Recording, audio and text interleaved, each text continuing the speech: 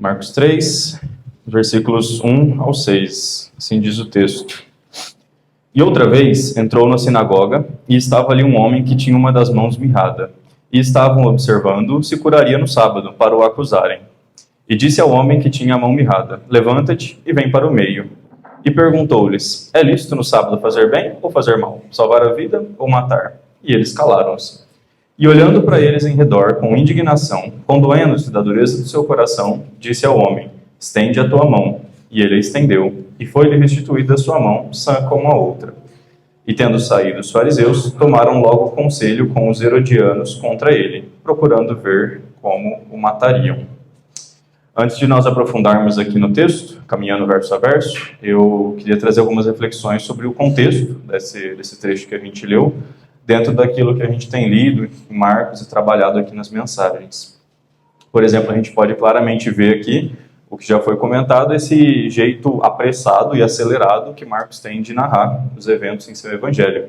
Veja que na maior parte do trecho, Marcos nem cita os nomes dos personagens diretamente. No verso 1 ele fala que entrou na sinagoga, a gente sabe que é Jesus, mas ele não fala diretamente. No verso 2 ele diz que estavam observando, logicamente eram os fariseus. E depois ali nos versos 3, 4, 5 a gente sabe que ele está falando de Jesus, mas ele não cita o nome dele, né? Falando ali, disse ao homem, perguntou-lhes, olhando para eles, isso tudo a gente entende pelo contexto, mas Marcos ele vai direto ao ponto. E o motivo aqui é que ele quer que a gente entenda esse trecho em conjunto, em sequência, com os trechos que a gente tem lido, especialmente a partir ali do texto da vocação de Levi, no versículo 13 do capítulo 2. São esses textos que vão dar para a gente o contexto necessário para a gente entender aqui de quem que Marcos está falando em cada versículo do trecho que a gente leu. E no final da mensagem a gente vai ligar esses trechos, a gente vai ver qual é o aspecto que liga cada um desses trechos. Um outro aspecto aqui é que apesar de Marcos narrar uma cura, o foco dele não é na cura que Jesus realizou. Essa é a quarta ocasião que Marcos está narrando uma cura aqui no evangelho dele. A primeira foi com a sogra de Pedro, né? O foco ali era o poder de Jesus para curar, o fato de Jesus estar ajudando alguém próximo ali dele, né? Um dos seus discípulos, mostrando o amor que Jesus tinha por eles. E ali fica claro para a gente quem estava sendo curado e qual era o problema ali que a pessoa tinha. Ali mais para frente fala de algumas curas que Jesus fez, sem dar mais nenhum detalhe. Em seguida a gente tem a cura do leproso, né? E o foco ali era todo aquele contexto de purificação, de impureza que o Natan trouxe para a gente algumas semanas atrás. E lógico, o foco também na fé do leproso, né? Que foi justamente aquilo que fez ele ir até Cristo em busca da cura. E vejam que ali o homem curado não é citado por nome, né, nem nada assim como alguém conhecido, mas a doença dele fica bem clara no texto. Em terceiro lugar, a gente vê a cura do paralítico, né? E o foco ali era o cuidado, né, o empenho, o esforço que os amigos dele tiveram ali para levar ele, aquele amigo incapacitado, até a presença de Jesus. Isso é um grande exemplo para a gente, cristão, hoje, porque o mundo está cheio de pessoas incapacitadas de irem até Cristo, mas que desesperadamente precisam dele. E é nosso trabalho, né? Quem vai fazer, né? Se não for a gente, como a gente cantou. E nesse texto também não é detalhado muito sobre a pessoa curada, mas também fica claro a doença ali que o homem tinha, né? E como que ela impedia ele de ir até Jesus. E então a gente chega no texto de hoje, em que a gente não tem muitos detalhes nem sobre a pessoa curada, e não temos também tão claro uma doença específica, como lepra, né? Ou paralisia.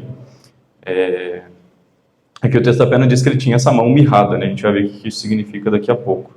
E, na verdade, tem até pouco diálogo nesse texto, né? Jesus fala duas vezes com o homem, primeiro mandando ele levantar e ir até o meio, e depois falando para ele estender a mão.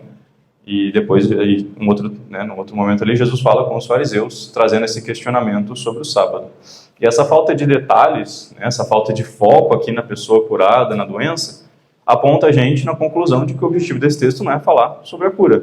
Né? Quer dizer, Marcos já falou 3 vezes de pessoas que Jesus curou. A gente já entendeu a mensagem, né? Jesus, sendo Deus, tem poder para curar os enfermos. Mas por que uma outra história de cura aqui, né, Marcos, que a gente perguntaria? E justamente porque o foco aqui é o contexto no qual a cura acontece e não a cura em si. O foco aqui é a decisão de Jesus de curar no sábado, as lições que isso traz para a gente e as consequências que vieram dessa decisão.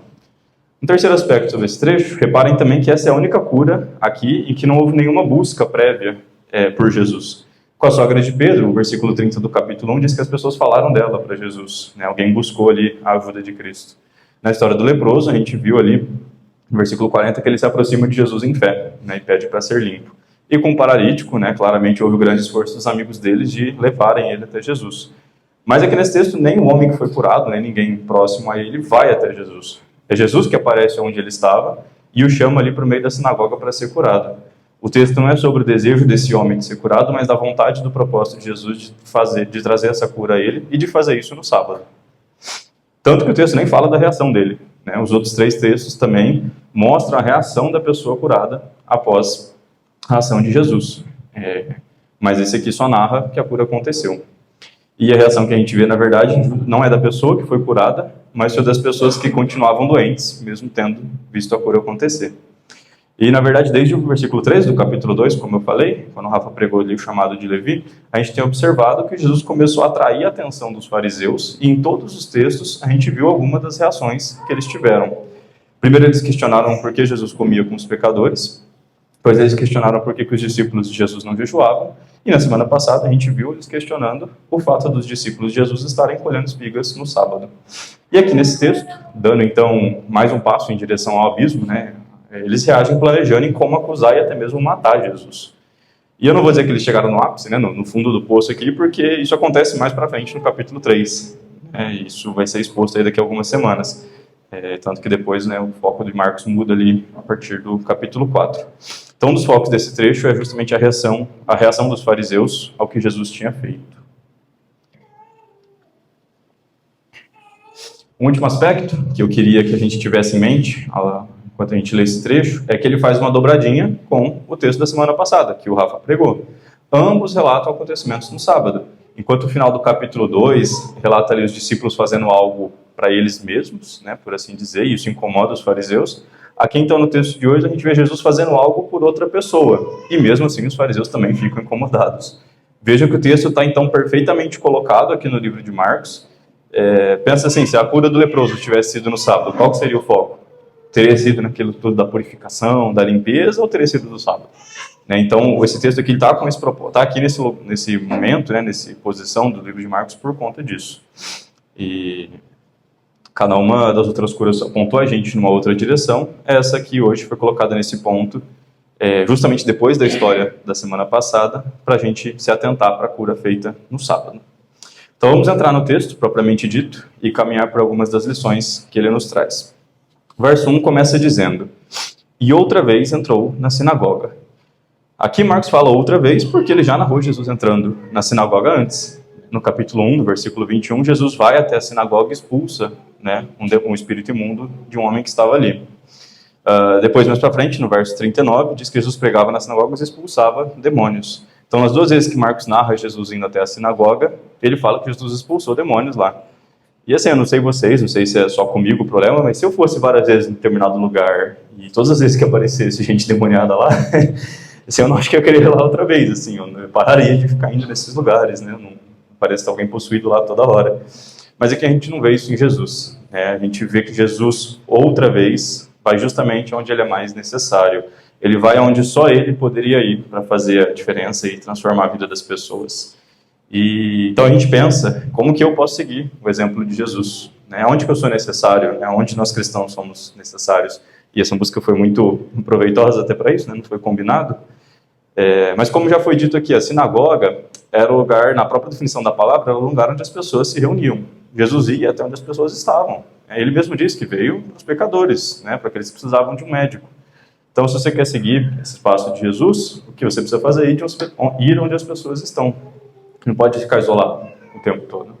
Isso pode ser a praça da sua cidade, pode ser o condomínio onde você mora, de alguma forma pode ser a internet, tem vários lugares virtuais onde as pessoas se reúnem, e em todos esses lugares as pessoas precisam do evangelho, o que significa que elas precisam de um cristão, você, eu, lá levando essa mensagem para elas. E agora, ainda nessa primeira parte aqui do versículo 1, quando a gente pensa no que aconteceu nesse trecho, surge uma pergunta, né? E se não tivesse ninguém doente ali nesse dia, nessa hora aqui, para Jesus curar? A gente acabou de ver como essa história se encaixa perfeitamente aqui no contexto de que Marcos vem narrando, mas para essa história aqui acontecer, tinha que ter alguém doente no sábado, na sinagoga, na hora que Jesus entrou lá. E eu não quero me ater aqui à discussão de o quanto que Jesus, né, 100% homem, 100% Deus, quanto que ele sabia, né, desses eventos aqui, do que ia acontecer, Mas o ponto é que, independente disso, a gente pode entender que os passos de Jesus, tudo aquilo que ele estava fazendo, estava sendo cuidadosamente guiado por Deus. E os nossos passos também estão. Eu queria, né, que a gente refletisse assim, por que você está onde você está na sua vida?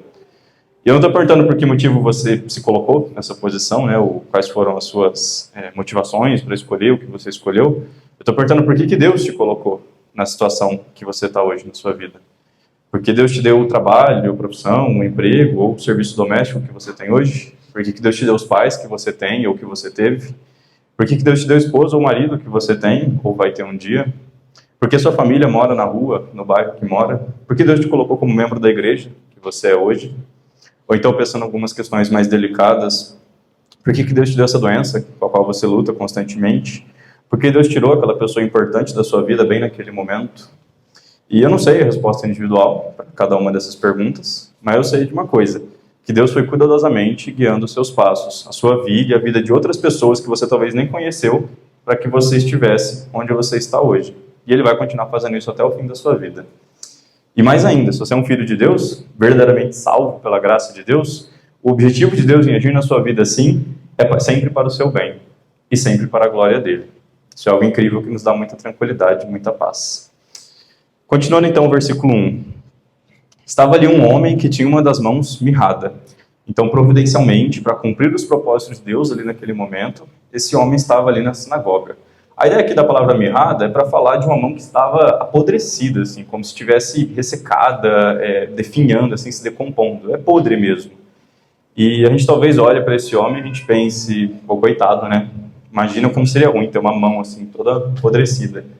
Se a gente falasse isso, a gente estaria se esquecendo que a parte da obra de Deus em nossas vidas, nós temos não só uma mão podre e doente, mas todo o nosso ser é podre e doente. Isaías, falando da maldade do povo de Israel, que também se aplica a nós, diz: desde a planta do pé até a cabeça, não há nele coisa sã. Davi, no Salmo 38, versículo 3, diz assim: não há coisa sã na minha carne. Não é à toa que em Isaías 53, quando fala da obra de salvação, da obra de redenção do Messias, fala dele tomando para si as nossas enfermidades, que o Senhor o fez enfermar, né? Ali, além de várias outras palavras ali que no hebraico remetem a esse contexto de doença, de chaga, né?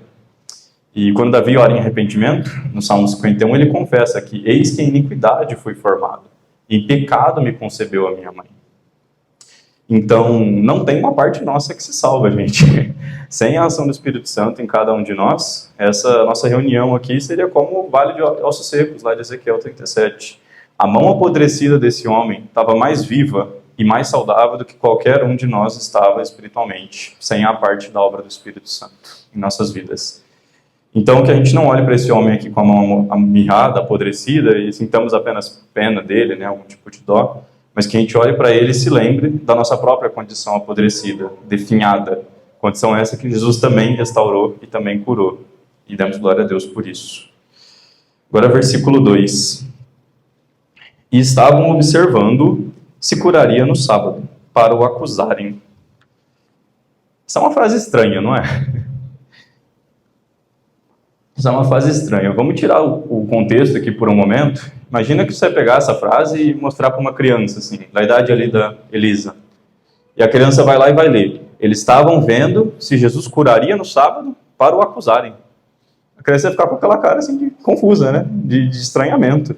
Quer dizer, o que você esperaria aqui pela coerência é que a ação de Jesus correspondesse à ação dos fariseus. Faria sentido eles quererem acusar Jesus se eles estivessem observando para ver se ele ia maltratar o homem, agredir ali o homem doente, mas não curar ele. Ou então, da mesma forma, se eles estavam vendo que Jesus ia curar ele, faria sentido, né? A reação deles deveria ser louvar a Deus pela cura, né? Adorar Jesus pelo que ele tinha feito, não acusar ele.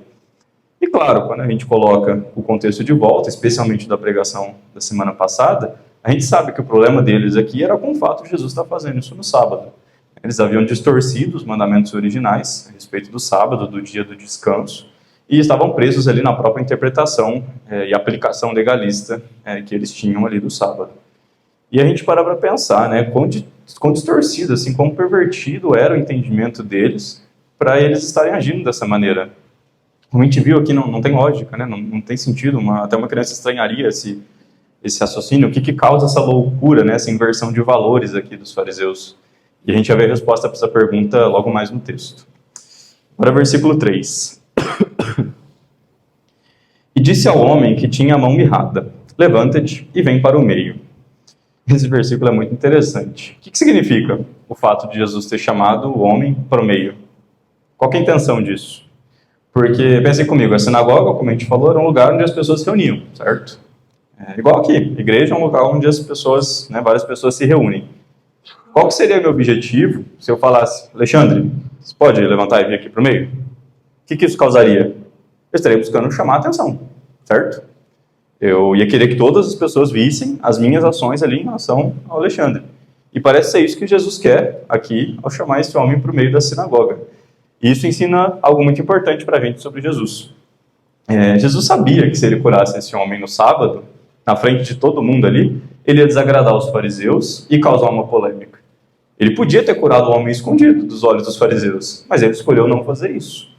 Hoje em dia, né, no século XXI, na era do politicamente correto, as pessoas diriam, poxa, Jesus podia ter chamado o homem ali no canto, fora da sinagoga, né, curado ele ali sem ninguém ver. Né, para que causar essa confusão? Para que fazer isso na frente de todo mundo, bem ali no meio da sinagoga? E existe essa tendência hoje, né, de evitar a polêmica, de evitar a discussão, o debate. Mas, graças a Deus, Jesus não era politicamente correto e aqui ele está buscando criar uma boa polêmica ao chamar esse homem para o meio. E a aplicação disso para a gente hoje, eu acho que envolve a gente perguntar, né, o que define uma boa polêmica? Porque a Bíblia, de fato, alerta para algumas questões loucas, né, que a gente deve evitar, como lá em Tito 3, em 2 Timóteo 2. Então, não é toda discussão que vale a pena levantar e que vale a pena se envolver. Mas a Bíblia também mostra e até incentiva o levantar de boas discussões e boas polêmicas, inclusive em meio à igreja, como em Romanos 16 e 1 Coríntios 11.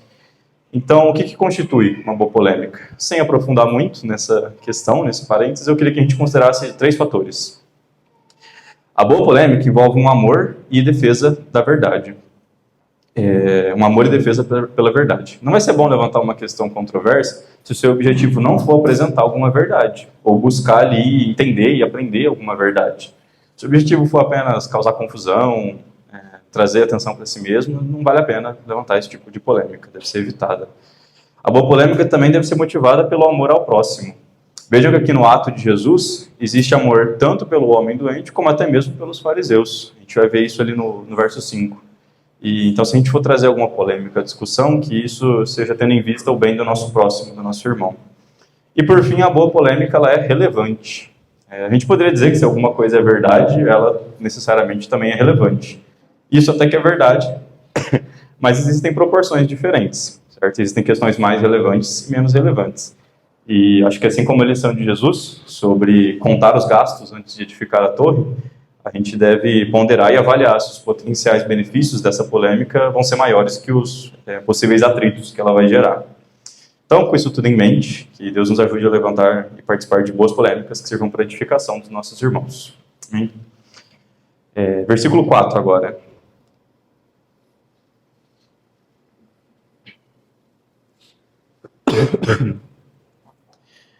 E perguntou-lhes, então Jesus está provocando os fariseus, certo? Ele está levantando essa polêmica em torno do ensino dele sobre o sábado. E perguntou-lhes, é lícito no sábado fazer bem ou fazer mal? Salvar a vida ou matar? E eles calaram-se. Então a gente viu na pregação passada, ali no final do capítulo 2, que Jesus deu uma resposta para o questionamento que os fariseus tinham sobre o sábado. Na verdade, ele deu uma resposta bem definitiva assim, sobre a questão. No verso 27, no capítulo 2, ele argumenta que primeiro foi formado o homem e depois foi formado o sábado. O sábado foi feito para servir o homem, não o contrário. E o verso 28 também, Jesus fala que ele mesmo é senhor do sábado e o sábado pertence a ele. Então, assim, a questão meio que já estava resolvida, teologicamente. Eles não conseguiram refutar o argumento de Jesus. Mas mesmo assim não aceitaram o argumento, tanto que aqui estamos nós estudando esse texto, sobre eles estarem incomodados com Jesus está fazendo mais uma coisa no sábado, ao invés de estar descansando, de acordo com a definição legalista deles. Então aqui no verso 4, Jesus usa então outra abordagem. Ele mesmo vai confrontar os fariseus com uma pergunta. E a estratégia de Jesus aqui é pegar a lógica dos fariseus e fazer o quê? Levar a lógica até o absurdo. O que isso significa? Porque talvez eles podiam argumentar. Aquela coisa de colher as espigas era algo egoísta. Eles estavam fazendo algo voltados para eles mesmos. para eles se alimentarem ali. Eles estariam errados, mas eles poderiam argumentar isso. Mas aqui o que Jesus faz é completamente em benefício de outra pessoa. Então, o que Jesus está falando no verso 4, ele está falando assim, tá bom, se for para fazer algo bom para outra pessoa, tudo bem? Ou devo fazer mal para esse homem doente? Por isso que Jesus leva o argumento deles para o absurdo. Porque ou eles vão falar que é permitido só fazer o mal, o que não faz sentido, né? Embora eles vão chegar lá no verso 6, a gente vai chegar lá depois também. Ou eles diriam que na verdade não era permitido fazer nenhum dos dois, né? Mas se eles fazem isso, eles estão equiparando os dois. Eles estão falando que no sábado fazer o bem é tão ruim quanto fazer o mal, o que também está errado.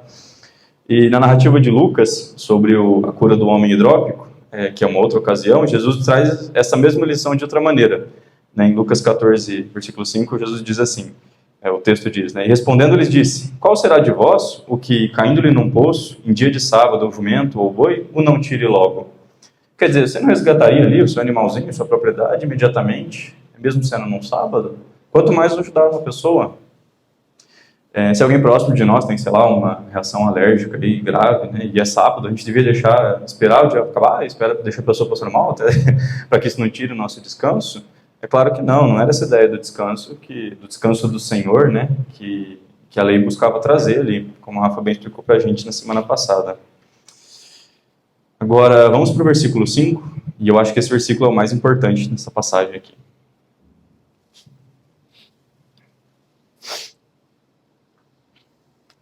E olhando para eles em redor, com indignação, condoendo-se da dureza do seu coração, disse ao homem, até aqui por enquanto. Quando eu comecei a estudar esse trecho, né, para trazer essa mensagem para os irmãos, esse aqui foi o primeiro trecho que me saltou aos olhos, assim, que realmente chamou muita atenção.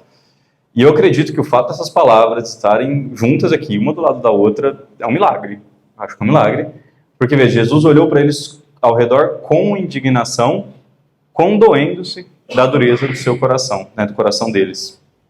E a gente teve algumas conversas aqui na igreja, né, sobre o contentamento, como Paulo tinha aprendido, né, a ser contente com muito e com pouco, em todas as circunstâncias, como ele aprendeu esse segredo do contentamento. E isso foi muito bom, claro, mas eu leio isso aqui e eu quero aprender esse segredo aqui. Esse segredo aqui do versículo 5. Como que faz isso? Como que você sente ao mesmo tempo, no mesmo instante, assim, essa indignação pela deturpação da palavra de Deus e a compaixão pelas pessoas que estão fazendo isso?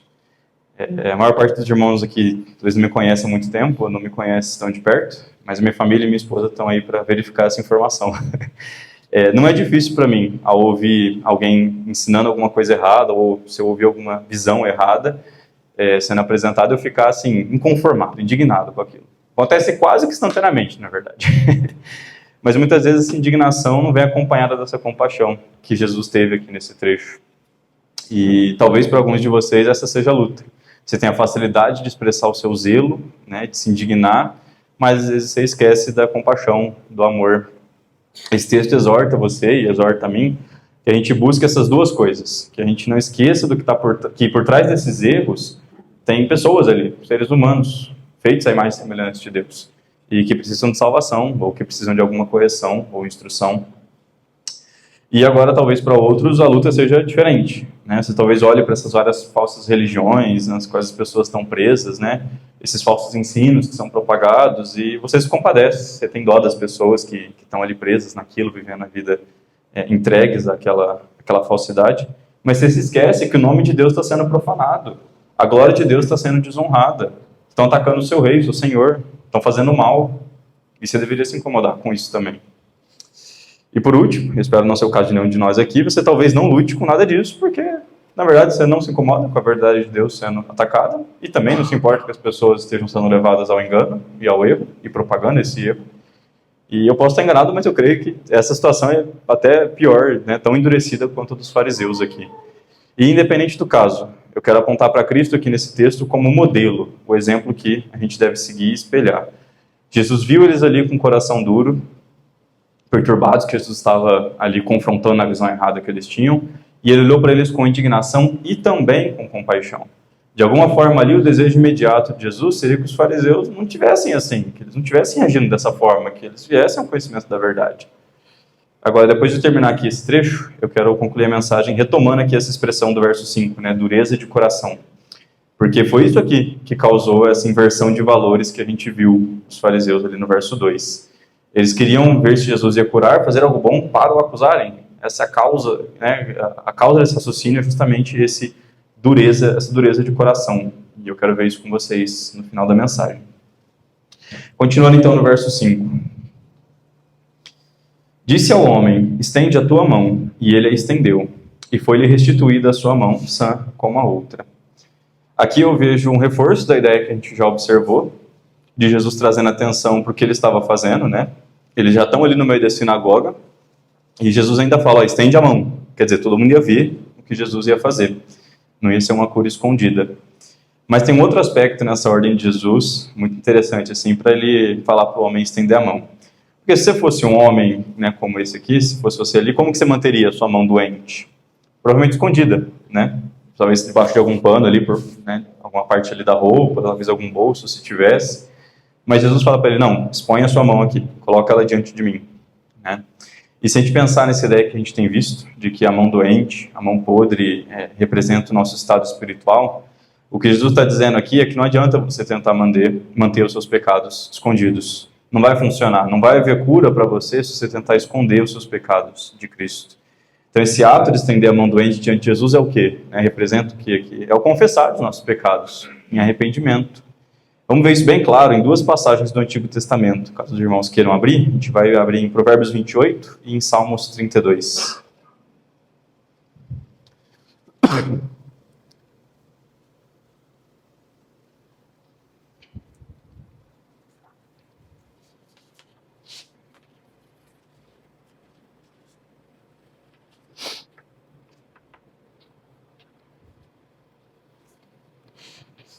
Provérbios 28, a gente vai ler o versículo 13.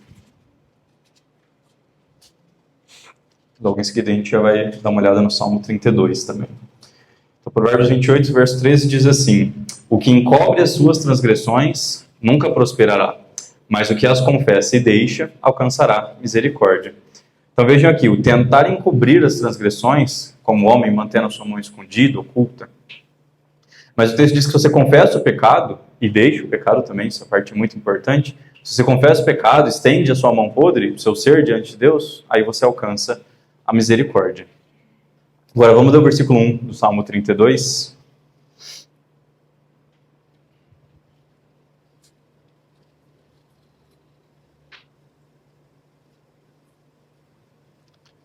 Salmo 32, versículo 1 diz assim: bem-aventurado aquele cuja transgressão é perdoada e cujo pecado é coberto. Espera um minuto. Espera aí. Vocês viram isso aqui? A gente acabou de ler em Provérbios que o homem que encobre seus pecados não prosperará. E aqui o Salmo diz que o homem cujo pecado é coberto é bem-aventurado. E é a mesma palavra no hebraico. Tá? A mesma palavra para encobrir em Provérbios é a palavra para coberto aqui em Salmos. Mas é justamente na comparação desses dois textos em que a gente entende a diferença. Aquele homem que por sua própria força, por sua própria moral, pelo seu próprio legalismo, pelo seu próprio farisaísmo, né, pela sua própria religião, ele tentar esconder os seus pecados, esconder a sua podridão, ele vai perecer. Mas aquele que em humildade, em arrependimento, confessar os seus pecados diante de Deus, Deus vai cobrir os seus pecados. Veja, em Provérbios é aquele que encobre os seus pecados. Aqui é o homem cujos pecados são cobertos. Não foi ele que cobriu, né? Então quem foi? Né? Mais para baixo no versículo 5, no próprio Salmo 32. Confessei-te o meu pecado e a minha maldade não encobri. De novo, olha a relação entre as duas coisas, né? Claramente aqui no texto. Dizia eu, confessarei ao Senhor as minhas transgressões e tu perdoaste a maldade do meu pecado. Deus é quem encobre os nossos pecados. Ele é quem nos perdoa da nossa podridão. E ele o faz, voltando agora para o texto de Marcos, através e por meio de Jesus Cristo, seu Filho. Porque ele, apenas ele é o Salvador, o Redentor, o único mediador entre Deus e os homens. Só ele é capaz e poderoso, como a gente cantou também, de salvar um homem de seus pecados. E ele faz isso em todos os dias da semana, certo? De sábado a sábado, de domingo a domingo. Glória a Deus por isso. E aqui então no texto, o homem estende a mão e ele é curado. Nota que Jesus fez isso, não apesar da dureza do coração dos fariseus, mas justamente por causa dessa dureza. Porque o que você faz quando alguém é resistente à palavra de Deus? Alguém que está endurecido contra o evangelho. Você ensina a palavra de Deus e você prega o evangelho. Você não muda a estratégia. Ué, mas a pessoa está endurecida justamente contra a mensagem do evangelho? Certo. Mas a única coisa que pode vencer, que pode quebrantar esse coração endurecido é a graça de Deus ministrada pela pregação do evangelho. Não tem outra ferramenta que você possa ou precise usar. Então os fariseus estavam endurecidos por causa do que Jesus estava fazendo. Muito bem, Jesus foi lá e fez o que ele estava pretendendo fazer mesmo. E fazer isso foi justamente a maneira com a qual Jesus mostrou compaixão por eles. O que? Seria mais amoroso Jesus se esconder? Se omitir? Que outra coisa melhor Deus tem a oferecer, senão mais dele mesmo? Que outra coisa a não ser Deus pode conquistar a dureza do coração humano? Por fim, então, o versículo 6 diz assim: E tendo saído os fariseus, tomaram logo conselho com os herodianos contra ele, procurando ver como matariam. Aqui, claro, não podia faltar, né? Uma pregação de Marcos aqui precisa ter ou uma referência a Isaías ou uma explicação da palavra logo, né? A gente sempre tem visto isso aqui. E, mais uma vez aqui agora, né, a gente vê essa palavra logo, na verdade, sendo usada, né, para falar sobre a ação dos fariseus. Então, não era apenas Jesus e os discípulos dele que estavam fazendo as coisas logo. Ao mesmo tempo que Jesus está iniciando sua missão, seu ministério, a reação aqui do reino das trevas também veio logo, em resposta à obra de Jesus. Tanto que no versículo 7, sem querer adiantar a pregação da semana que vem, logo em seguida aqui fala que Jesus retirou-se, porque não era ainda a hora, né? Ainda havia muito a ser feito. Mas quando a gente olha aqui para o versículo 6, né, para essa reação dos fariseus, eu, pelo menos assim, eu fico inconformado, porque parece que a explicação que Jesus deu, o argumento que Jesus usou, passou batido por eles. Veja, o que Jesus falou no versículo 4? Se era permitido fazer o bem ou o mal, né? Salvar a vida ou matar. E realmente parece que eles não ouviram, porque eles estavam criticando Jesus por curar o homem no sábado, e no minuto seguinte eles saíram para conspirar o assassinato. Quer dizer, trazer a cura para a vida do homem ali no sábado não pode, mas ver como você vai matar Jesus no sábado, aí tudo bem, aí pode. Se eles pelo menos ficassem neutros, né? Por exemplo, não pode curar e não pode fazer nada mesmo no sábado. Pelo menos eles estariam sendo coerentes com o que eles, né, estavam dizendo. Mas não, eles vão lá e começam a tramar a morte de Jesus. E não é à toa também que Jesus chama eles de hipócritas toda hora. Né? Eles não dão a mínima aqui para o sábado, não dão a mínima para a lei, para o descanso do Senhor. Eles só estão preocupados com as próprias regras que eles inventaram e não estão nem preocupados em eles mesmos seguir essas regras. E eu falei que eu preciso aprender o segredo do versículo 5, que é muito fácil ficar indignado com isso aqui. Eu acho, pelo menos, né? Então, para concluir, irmãos, como que eles chegaram nesse ponto aqui? Como que eles inverteram tanto os valores e as prioridades? Como que eles perverteram tanto a boa lei de Deus? Como eu sugeri antes, a resposta para isso está no versículo 5. Né? Foi por causa da dureza do coração deles. Eu quero que a gente abra lá em Efésios, capítulo 4. A gente vai ler os versículos 17 e 18.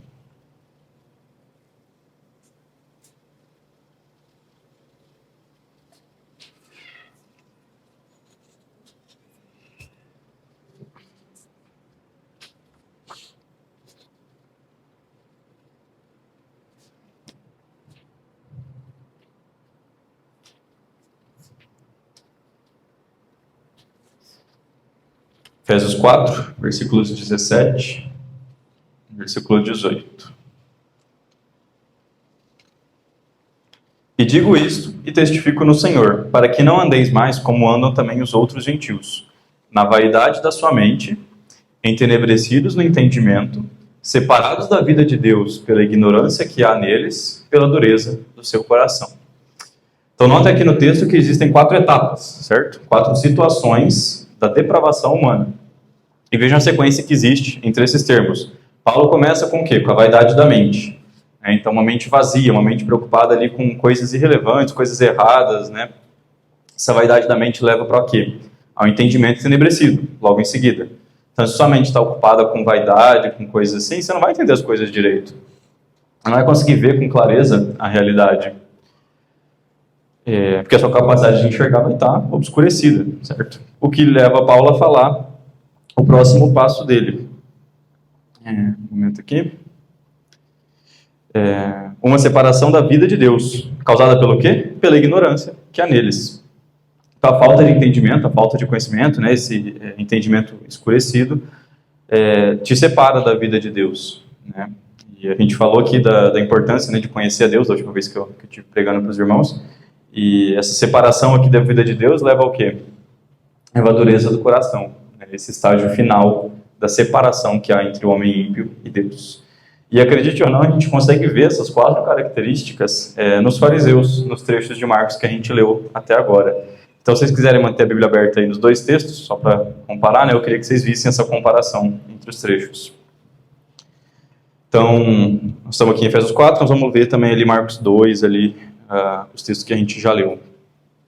A primeira aparição dos fariseus foi ali na cena em que Jesus está comendo com os pecadores. Né? E qual que é o questionamento que eles fazem? Por que Jesus come e bebe com os pecadores? Isso não é um ótimo exemplo de vaidade da mente? Quer dizer, achar que de alguma forma sentar e comer do lado de uma pessoa vai te contaminar com o pecado dela? E assim, tirando o período que Jesus esteve aqui na Terra, a nossa única opção é sentar e comer com pecadores. Então, qual que é o problema? Né? Jesus corrige essa ideia em outra ocasião lá, quando ele fala, né, que o que vem de dentro é o que contamina o homem. Não isso aqui que ele fez de sentar junto. Então, depois da segunda ocasião, os fariseus questionam Jesus sobre o jejum. Né? Eles falam, por que jejuam os discípulos de João e dos fariseus e não jejuam os teus discípulos? E aqui a gente vê que o entendimento deles do Antigo Testamento, especialmente das profecias ali, estavam completamente escurecido. Eles não entenderam que tinha chegado a hora. O Messias prometido estava ali, em carne e osso com eles. Como que eles poderiam jejuar nesse tempo de alegria e de celebração?